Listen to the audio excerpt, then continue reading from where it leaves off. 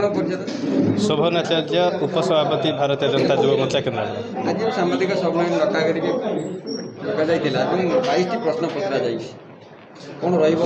आगामी आगामी दिन में जो 22टी प्रश्न युव मोर्चा सभापति प्रश्न कर राज्य सभापति राशि आचार्य प्रश्न कर तार जब सठिक जवाब आम विजु जनता दल पाखु न पाऊ ताहले आगामी दिन में आम चुप रहबू ना। भारतीय जनता युव मोर्चा पंचायत स्तर बूथ स्तर आरंभ कर जिला स्तर कौन राज्य स्तर पर्यंत ए आंदोलन एक जन आंदोलन रे परिणत हो।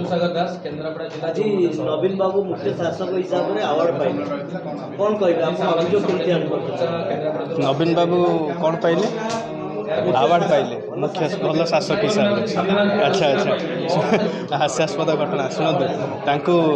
प्रथम जिनस अवार्ड देकी किए गोटे बेसरकारी संस्था अवार्ड देती आउ कौन सी 1700-1800 टंकार गोटे अवार्ड पाइला परे ताकू माने एभली मात्रा से देखौचंती जो मनुष्यकृत गतकाली ट्रैफिक जाम है जो भली अवस्था भोगिला राजधानी भुवनेश्वर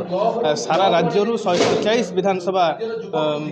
अंचल जो भली भाव में आसीथिले माने तांको दलीय कर्मी माने जो भली भाव में ट्रैफिक जाम भितर एम्बुलेंस ठू आरंभ करी माने स्कूल कॉलेज बैंक सबू सरकारी कर्मचारी आरंभ करी सबू किसी समस्त कर्मक्षेत्र बंद हो गला आर जवाब किए दब आम समस्त पैसा आपण मान पैसा मो पैसा आम समस्त पैसा किंतु यार जवाब किए दब ए जवाब केवल भारतीय जनता पार्टी कि भारतीय जनता युव मोर्चा मागुनी ए जवाब साधारण जनता मागुची।